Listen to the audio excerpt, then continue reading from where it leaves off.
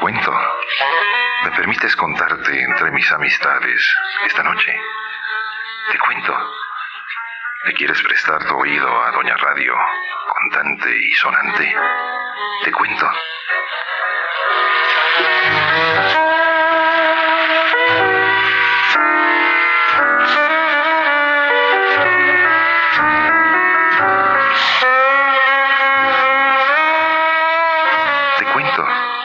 ¿Por qué no hablamos de ti, de mí, de nosotros dos, de tantas cosas que podemos hablar tú y yo? Te cuento.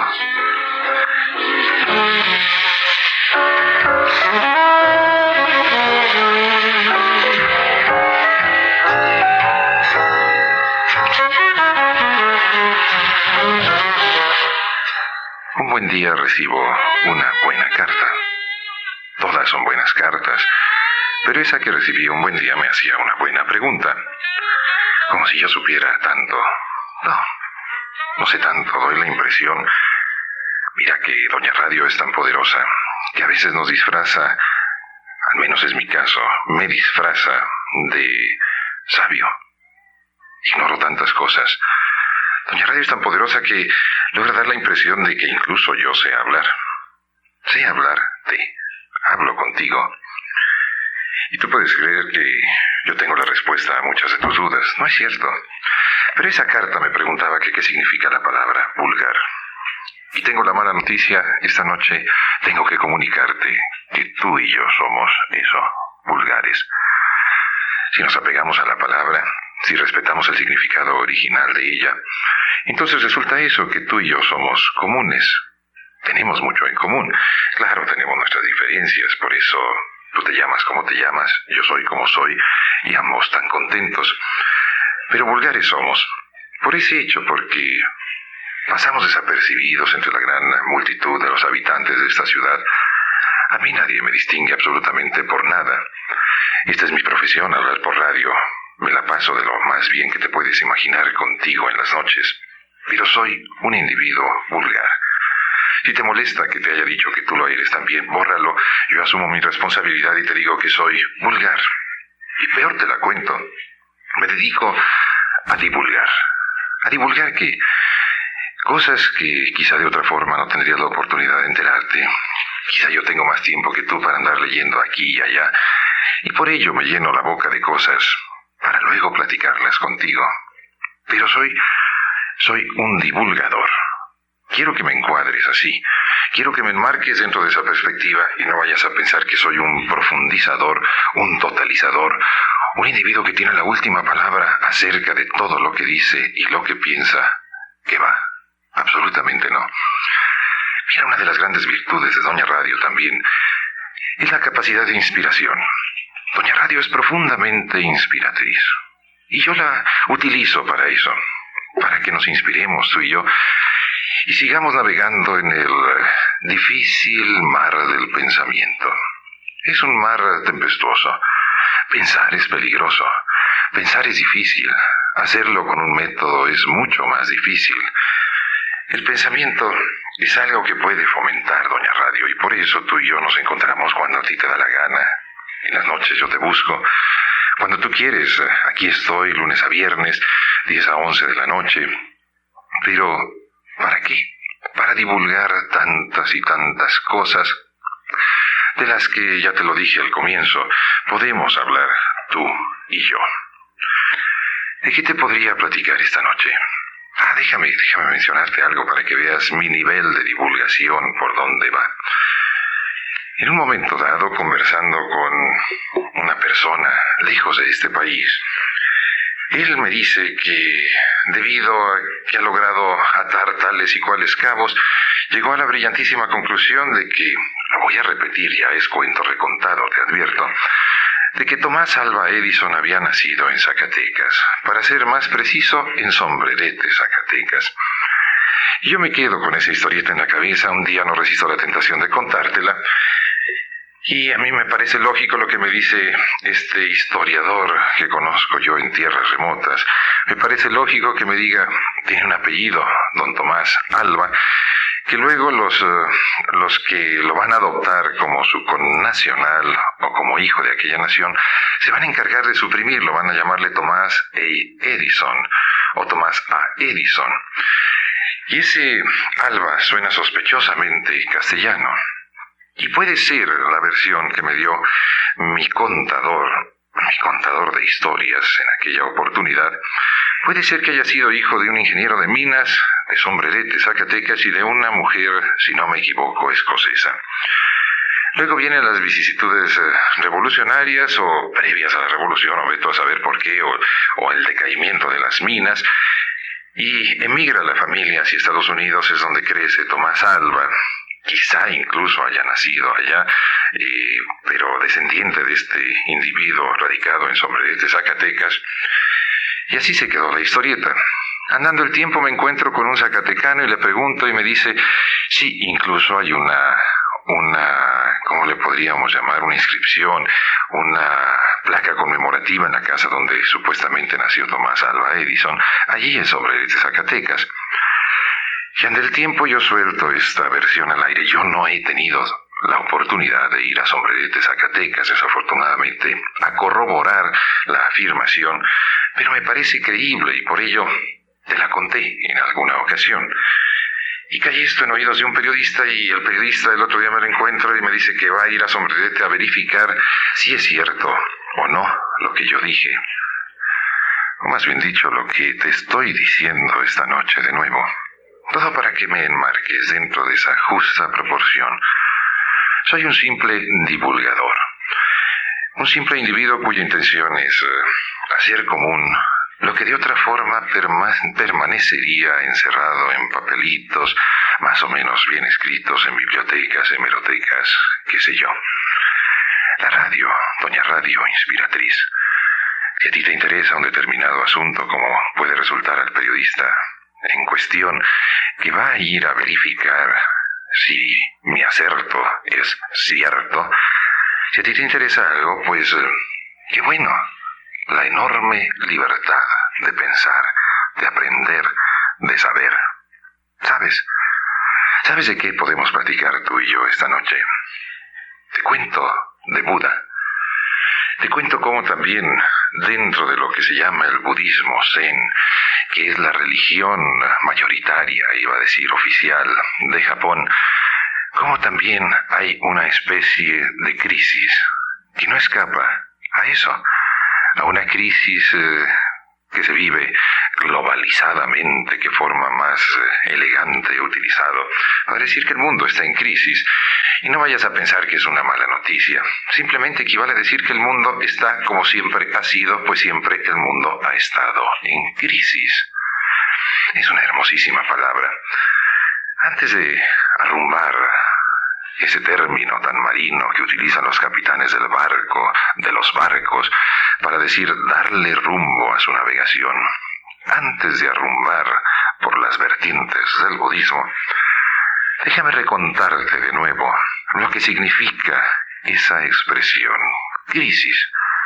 Ya me dirás que me repito, no importa siempre y cuando, como lo sé esta noche, estés aquí conmigo. Que no me dejes hablando al aire, me la paso también, porque estoy contigo. ¿Qué sentido tendría que yo sacara la lengua a ventilar, solo, yo, si todo el día me oigo? Pues esa palabra, crisis, significa ni más ni menos que separar los granos de las basuras que acompañan a estos granos. Ya te lo había dicho, es una expresión griega, grinein. El grinein griego se utilizaba para denominar esa malla filtrante, cernidores. ¿Has oído hablar de los cernidores? Mi abuela, insisto y repito, cuando yo le ayudaba en la cocina, me ponía a cernir la harina. Es una especie, o mejor dicho, una tela fina y se pasaba por ahí la harina y quedaban separados los grumos de el polvito ese que tan maravillosamente amasaba mi abuela Lola. Y el cernidor, el grinein, es justamente eso, para separar, para decantar, para cernir. Es una expresión que ya no usamos mucho, porque en el lenguaje tan rico dejamos de lado muchas palabras por la comodidad de repetir lo que todo mundo dice y se van quedando ahí en diccionarios palabras que no utilizamos por pereza, por veto a saber por qué. Pero eso es el cernir, el crinein, el cribar. ¿Has visto lo que son las cribas? Las cribas que están trabajando para separar la arena de las piedras. Se criba la arena y se separa. Por eso es ese término tan horrible, tan dramáticamente horrible de acribillar, porque quedan los cuerpos realmente como cribas, con agujeros, quedan, no es que se vayan a utilizar esos elementos para filtrar nada, pero es la figura metafórica de la criba, acribillar. Pues eso es cernir, crinein, cribar. Y como siempre estamos discerniendo, como siempre estamos separando lo bueno de lo malo, siempre estamos en crisis. ¿Me entiendes? La crisis es connatural al caminar. Déjame repetirte aquella hermosa poesía náhuatl. Ante mí, perpetuamente, se bifurcan mis caminos. ¡Qué hermoso! ¿No es cierto? O te lo voy a decir como el poeta de uso y canto, ¿de quién sería esa hermosa canción? De 4 caminos hay en mi vida, ¿cuál de los 4 será el mejor? Caminamos y siempre vamos eligiendo por qué camino dirigir nuestros pasos. ¿O tú no? Te tiras así a ciegas, sin pensar a dónde vas a llegar y por dónde puedes llegar más rápido. Siempre escogemos caminos. Y ese discernimiento, eso es precisamente la crisis. Escoger, elegir, seleccionar. Por lo tanto, si yo digo que el budismo zen se encuentra en crisis, es lo mismo que si te dijera que el mundo islámico se encuentra en crisis, o que el cristianismo se encuentra en crisis, o que tú y yo estamos en crisis. ¿Por qué? Porque somos seres comunes, vulgares. ¿Recuerdas que te pedí hace un momento que no lo tomaras a insulto? Que aquel amable escucha que me manda su pregunta en una carta y que me pide que le explique qué es lo vulgar. Pues lo vulgar es lo común. Claro que el término se ha empeorado, se ha convertido en peyorativo, porque eso de decir eres un vulgar suena bastante feo, pero viéndolo bien, nada de malo tiene que lo reconozcamos. Mira, incluso en esa etapa del Renacimiento, cuando la Biblia se convierte en un libro al alcance prácticamente de todos. ¿Por qué? Porque la imprenta hizo posible eso.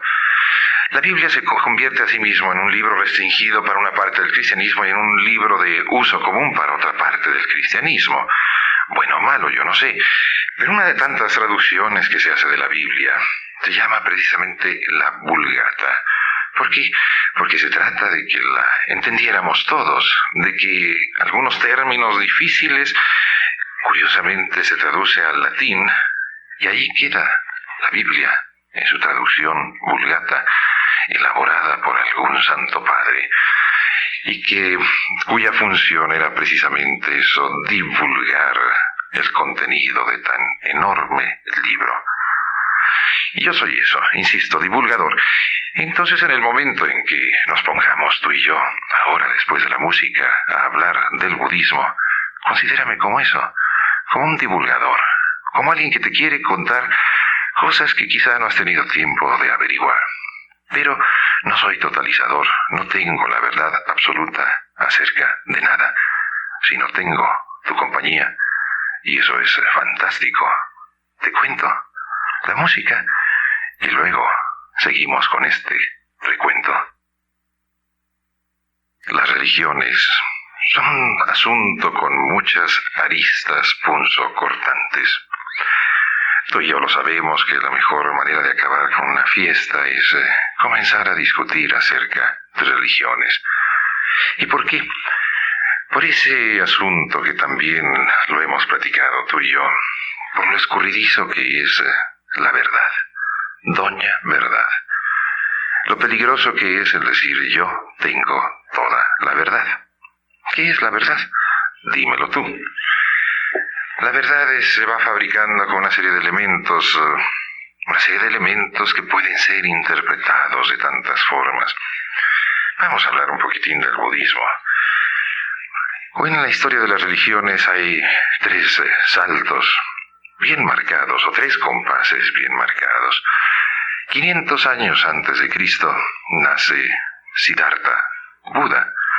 Si has oído hablar de él, Siddhartha Gautama. Y luego está en el epicentro, vamos a decir 500 años después de Buda, nace Cristo. Y luego 500 años después de Cristo nace Mahoma.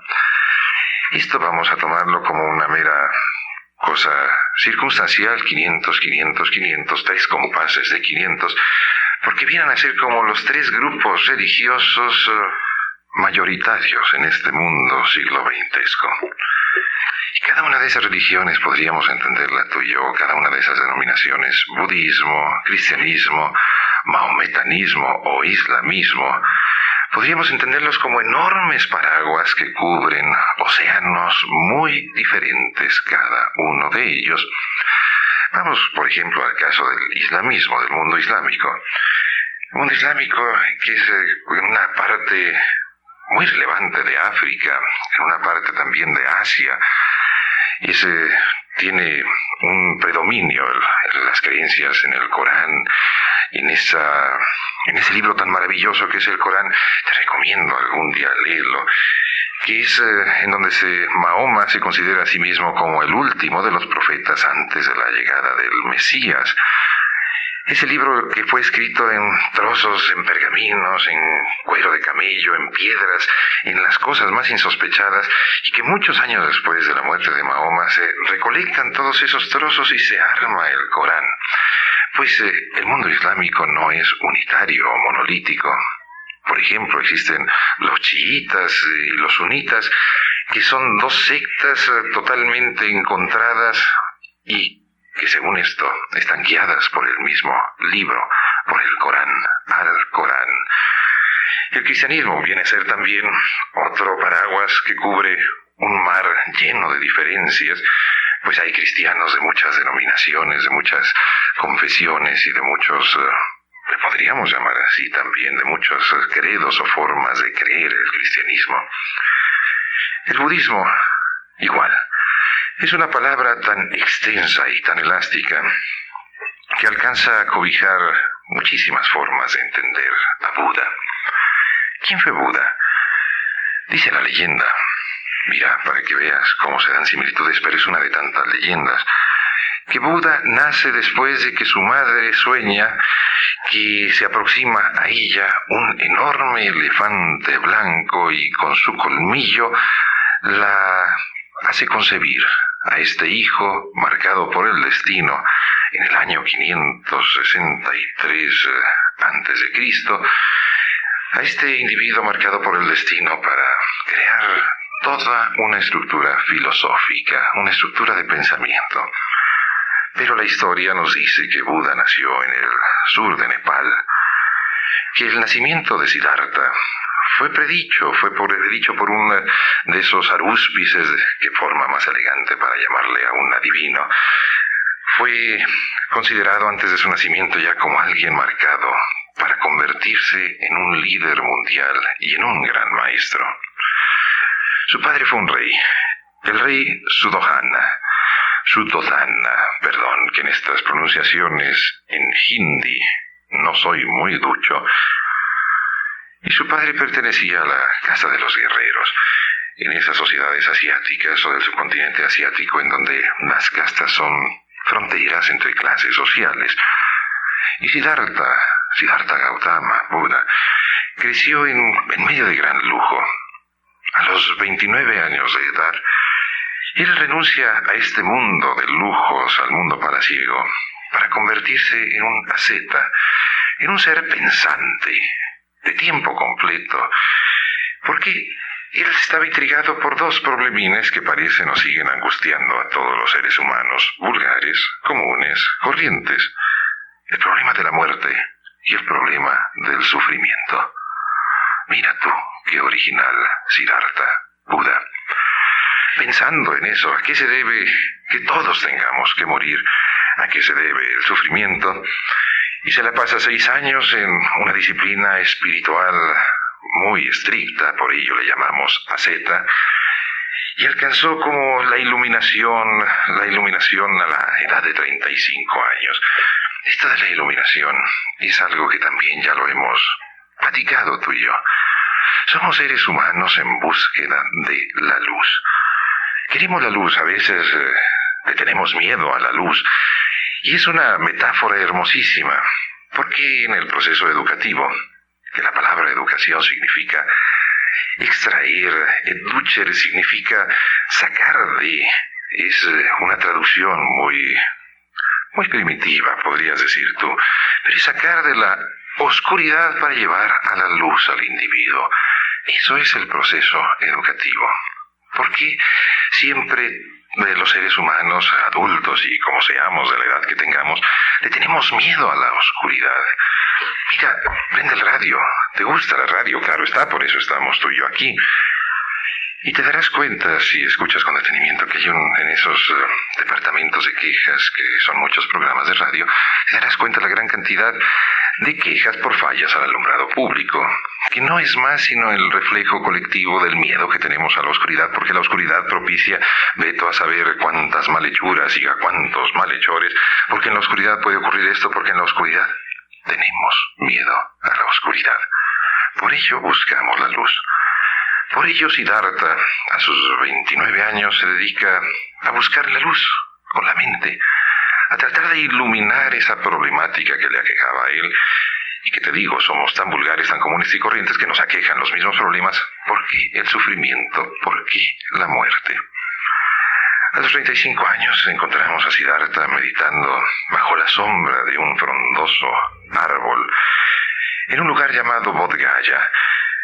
Y ahí él alcanza como la iluminación, alcanza a entender lo que nunca se puede entender.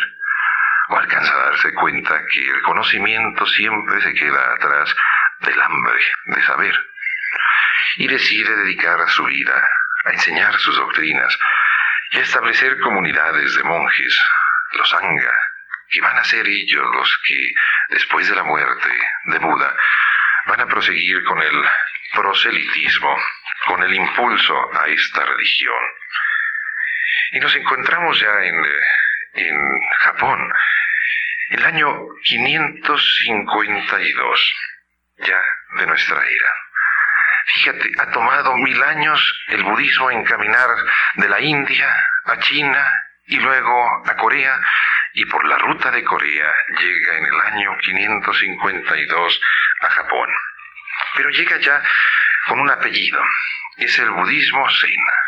Ya se va diferenciando de aquel budismo primigenio de que fundó Siddhartha, porque es lo que te digo, las religiones luego llevan apellidos, es decir, llevan perfiles o llevan ya especificaciones que las van diferenciando, que aparentemente es la misma religión, pero el credo se va haciendo de muchas formas de creerlo. El budismo japonés ha sido marcado por sus claras vinculaciones con el Estado. Y es una vinculación que data desde aquel remoto año 550 de nuestra era, cuando llega y se vincula a la casta gobernante o a la clase gobernante de que le queda bien el budismo, pero este budismo transformado de su idea original allá en la India. Y es algo que en los japoneses les sirve mucho para los funerales, para los requiems, para la reverencia a la ancestralidad. Está muy vinculado el espíritu japonés con la reverencia de los ancestros, esa especie de reencarnación. Tal vez tu bisabuelo ahora sea esta hermosísima flor, y eso les ha servido muchísimo para vincularse aparentemente con la naturaleza. Y yo lo subrayo, aparentemente con la naturaleza.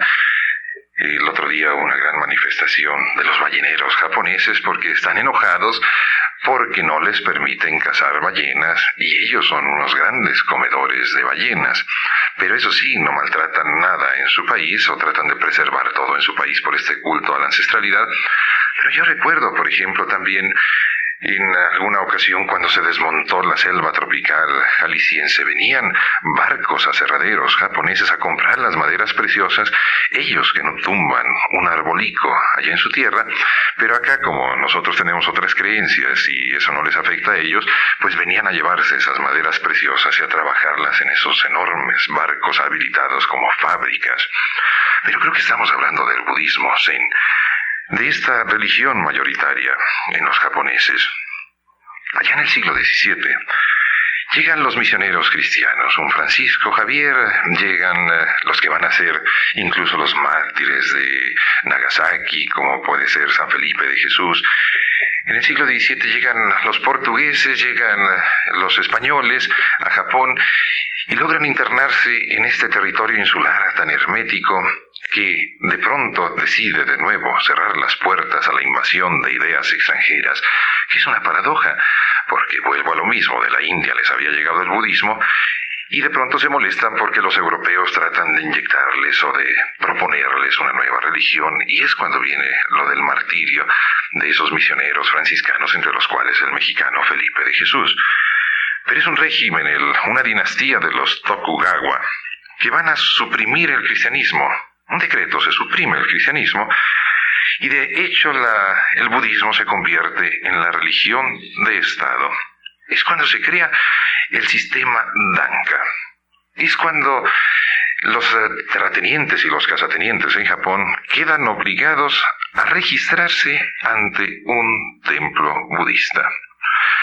Vienen los reformistas Meiji o Meiji en el siglo XIX, apenas en 1868, y vienen a retomar una religión que originalmente fue o emergió en Japón, que es el Shinto, y se desata una enorme persecución contra los budistas. Estamos hablando del siglo XIX, para que veas que en todas partes suele ocurrir lo mismo. El respeto a las ideas cuesta tanto trabajo. ¿Tú respetas las ideas ajenas? ¿Yo? Mejor ni me preguntes, por favor. ¿Estamos hablando de qué? Ah, sí, del budismo. Mira la destrucción de muchos templos budistas. 1868, ya casi en la cuarta y final parte del siglo XIX. Se reduce el número de monjes, de sacerdotes, se reduce de 500,000, solo quedan, si acaso, 70,000 sacerdotes.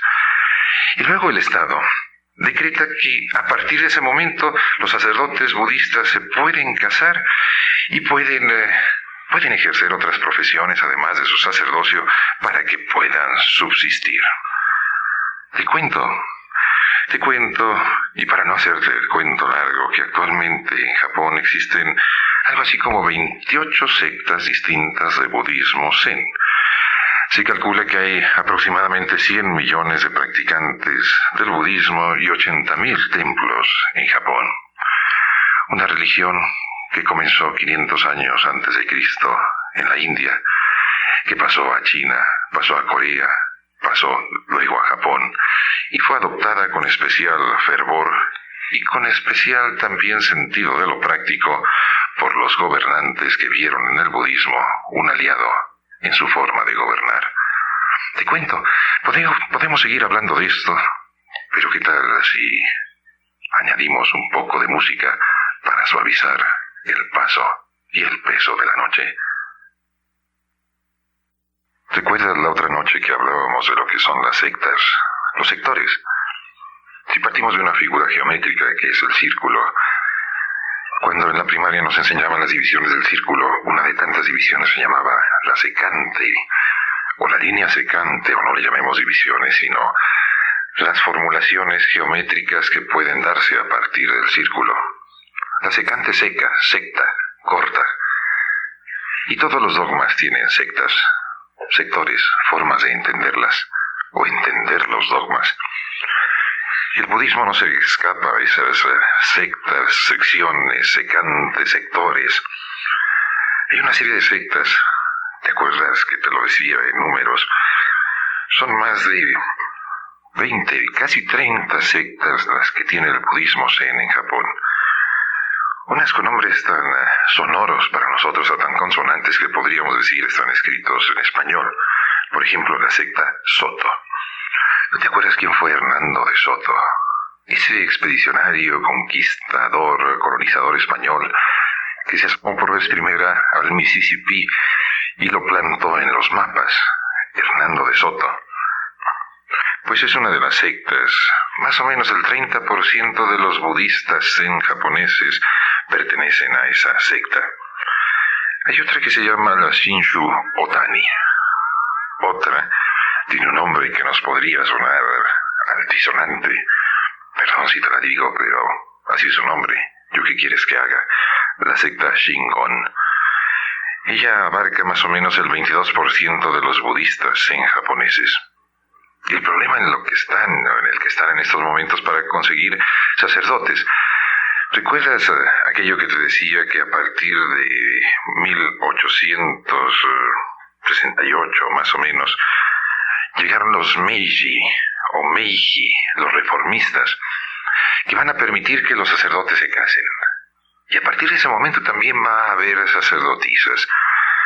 Una de ellas, Regensu Fujitani, una sacerdotisa que habla de sus problemas para mantenerse como tal, como directora, vamos a llamarle así, de una parroquia en los suburbios de Osaka. El budismo zen no se escapa a la crisis. Y volvamos al comienzo. Cuando Buda intenta encontrar una explicación a dos problemas acuciosos dentro de todo corazón humano, el problema del sufrimiento, el problema de la muerte, él comienza asimismo a crear toda una corriente filosófica, toda una escuela de pensamiento, una religión, una forma de abordar el misterio. Esto ocurrió en el año 500 antes de Cristo. Buda, aquel Siddhartha, hijo de un rey que fue educado dentro de la corte, dentro de lujos espléndidos, dentro de una vida que no parecía tener mayores dificultades, sino simplemente enfocarse al heredar el trono del padre. Y nada, Buda elige más bien dicho, la ruta del pensamiento. Y él, con su pensamiento irradiante, él va a ser un iluminado. Él deja para las generaciones posteriores una forma de abordar el misterio. Insisto, esas son las religiones, formas de adentrarse en el misterio profundo del que estamos haciendo tú y yo en esta carrera contrarreloj que se llama el tiempo. ¿Y quién dijo que el tiempo es vida? Y todas las religiones tienen dogmas. El budismo no escapa a ellos. Pero para los jóvenes japoneses los dogmas se han convertido en algo difícil de entender en este conflicto entre el pragmatismo, el enorme pragmatismo que está viviendo Japón. Eso de que el tiempo hay que convertirlo en ganancias, en dinero, en yenes para ellos los japoneses. Los dogmas se han convertido en algo difícil de entender y cada día se muestra menos interés por la religión budista zen. Volvamos otra vez a repetir lo mismo. Hubo una vez una religión nacida en la India que a través de China, Corea, llega a Japón en el año 500 después de Cristo. Tomó 1000 años desde su fundación arribar a las islas japonesas. Y se encuentra con una religión que existía ahí que se llama el Shinto. Shinto y budismo zen conviven en Japón. El budismo zen es asumido por los terratenientes feudales en el Japón, es asumido como algo que les conviene para mantener su poder. La vinculación siempre, las religiones, intenciones profundamente divinas en manos profundamente humanas. El Japón de hoy indudablemente no se puede explicar sin el Shinto y sin el budismo zen. Pero, ¿quién nos explica a ti y a mí lo que son? ¿Quién? Te decía al comienzo que yo soy un simple divulgador, un simple hablador que se planta frente a tu oído para divulgar, para hacer vulgar conocimientos que de otra forma permanecerían ocultos en libros. ¿Te interesa? Síguelo tú pensando, sigue tú descubriendo tantas cosas que hay que descubrir a partir de lo que platicamos tú y yo, cuando tú quieres, en las noches. Te cuento, la música Y luego te cuento algo más. Te cuento, ¿por qué no me escribes? Yo me llamo Álvaro y me interesaría saber qué haces, por qué escuchas este monólogo disfrazado de diálogo, diálogo disfrazado de monólogo. ¿Por qué? ¿Por qué no me escribes? Apartado postal 31-24, sucursal La Calma, Guadalajara, 45071. Me escribes y yo te respondo. Ese es un compromiso asumido. Yo suelo decir que soy responsable, que me encanta conversar contigo. Y por esa corresponsabilidad que entablamos tú y yo, noche a noche, cuando tú quieres, claro está. Por eso te digo que si me escribes, te respondo. Apartado postal 31-24. Y Carlos Gil y Héctor Ursúa y tantas otras personas que me ayudan a mí a subir a la antena para buscar tu oído porque de otra forma no lo podría hacer. Soy tan pesado. Dicen, ¿cuánto te imaginas que pese yo? Bueno, mejor ni te digo. Mejor calcúlame tú mi peso. Pero sí sé que soy peso completo. Y por ello, sin ayuda, no podría subir a la antena a sacar la lengua a ventilar. Te cuento.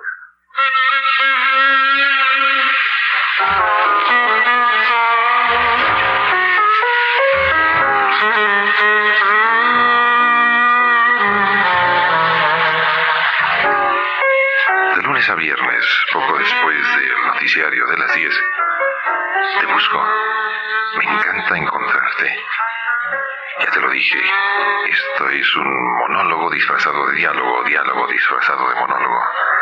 Te cuento, tú y yo hacemos la radio contante, pensante, sonante, encantadora. ¿No es cierto? Te cuento, Deca. Y de cabeza nos pone la inverecunda Viborilda, ahora que me bajé yo de la antena y deje de contarte.